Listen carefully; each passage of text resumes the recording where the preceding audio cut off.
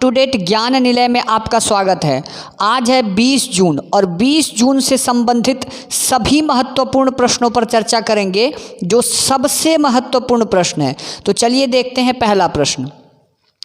पहला प्रश्न है, प्रत्येक वर्ष 18 जून को आर्टिस्ट प्राइड डे मनाया जाता है, इसका क्या अर्थ है? इसका उत्तर है ए, स्वालीनता या स्वलीनता की समस्या।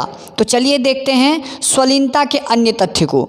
स्वलीनता प्राइड डे 18 जून को प्रत्येक वर्ष मनाया जाता है। क्या है स्वलीनता? विकास से जुड़ी एक गंभीर समस्या है जो बातचीत करने और दूसरों लोगों से जुड़ने की क्षमता को कम कर देता है। यह एक इस प्रकार की स्वकेंद्रित या आत्मकेंद्रित या स्वलीनता या ऑटिज्म कहा जाता है, जिससे कि बच्चों को एक दूसरे से बात करने में और सामाजिक चीज़ों में जुड़ने से समस्या होती है। ये बहुत लोगों में पाया जाता है और बच्चों में खास करके ये एक प्रकार की समस्या होती है, जो शिक्षकों को इस तरह की समस्या को समझना बच्चों के लिए बहुत ही आवश्यक होता है।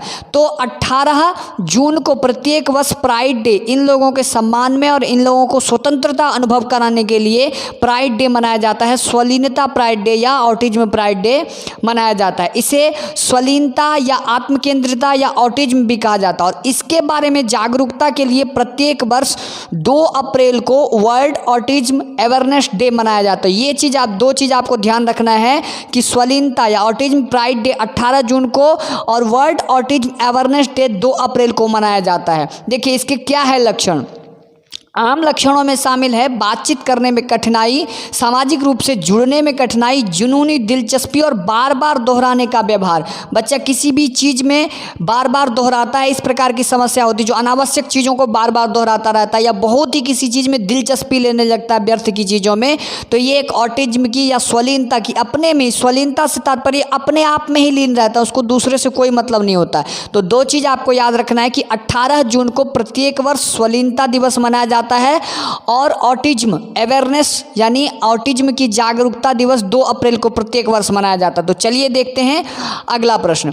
अगला प्रश्न है, संयुक्त राष्ट्र महासभा में पुनः किसे महासचिव नियुक्त किया गया है? तो इसका उत्तर है ए, एंटोनियो गुतरेस। तो चलिए जानते हैं संयुक्त राष्ट्र महासचिव के बारे में अन्य तथ्य। ये देखिए, ये चित्र में जो आपको दिख रहा है ये एंटोनियो गुतरेस है। कौन है गुतरेस? ये पुर्तगाल के रहने वाले हैं, पुर्तगाल के, और प्रधानमंत्री भी पुर्तगाल के रह चुके हैं। इनका देश पुर्तगाल है। ये इस देश के प्रधानमंत्री भी वर्ष 1995 से 2000 में रह चुके हैं। संयुक्त राष्ट्र महासभा में 1 जनवरी 2017 में सचिव बनाया गया है। फिर से इनका कार्यकाल अग्रसारित कर दिया गया है। ये है एंटोनियो गुतरेस। तो आपको ये याद रखना है कि संयुक्त राष्ट्र महासभा का जो महासचिव है वो है एंटोनियो गुतरेस।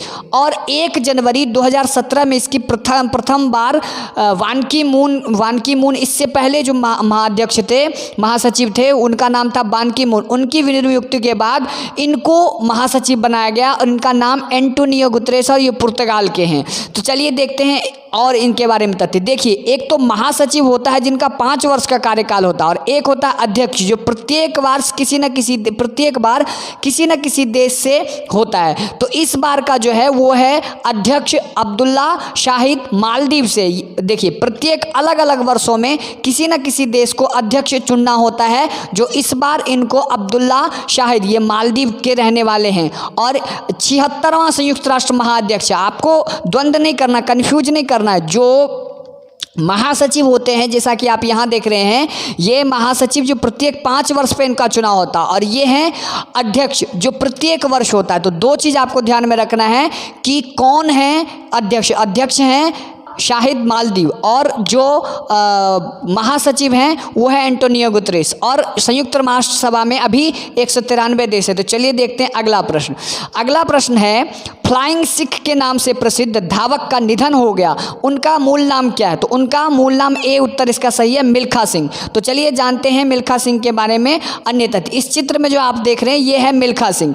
कौन है मिल्खा सिंह? जिन्होंने रोम के 1960 ग्रीष्म ओलंपिक और टोक्यो के 1994 ग्रीष्म ओलंपिक में भारत के रूप में प्रतिनिधित्व किया और सबसे पहले धावक के रूप में भारत की तरफ से अपने आप को प्रतिष्ठित किया और भारत का प्रतिनिधित्व किया। भारत सरकार ने 1959 में इन्हें पद्मश्री की उपाधि से सम्मानित किया। ये मिल्खा सिंह को उड़न सिख के नाम से भी वहाँ पर टोक्यो में जाना गया, उड़न सिख यानी फ्लाइंग सिख के नाम से। तो मिल्खा सिंह का बहुत ही दुखद निधन हो गया, ये राष्ट्र के लिए बहुत बड़ी क्षति है। तो चलिए देखते हैं अगला प्रश्न। कल हमने आपसे एक प्रश्न पूछा था, कौन सा राज्य बिहार का कभी भी अंग नहीं रहा है? तो झारखंड भी रहा है, उड़ीसा भी रहा है, पश्चिम बंगाल भी रहा है, लेकिन छत्तीसगढ़ से बिहार का कोई भी कभी भी ना एक इस राज्य के अंतर्गत रहा है। तो चलिए देखते हैं आज का प्रश्न। आज का प्रश्न है, संयुक्त राष्ट्र महासभा में पुनः किसे महासचिव नियुक्त किया गया है? तो इसका एंटोनियो गुतरेस है या अब्दुल्ला शाहिद है या नफ्ताली बेनेट है या हेरजोग है? इसका उत्तर आपको कमेंट बॉक्स में देना है। हमें आपकी प्रतिक्रिया की प्रतीक्षा रहेगी। धन्यवाद।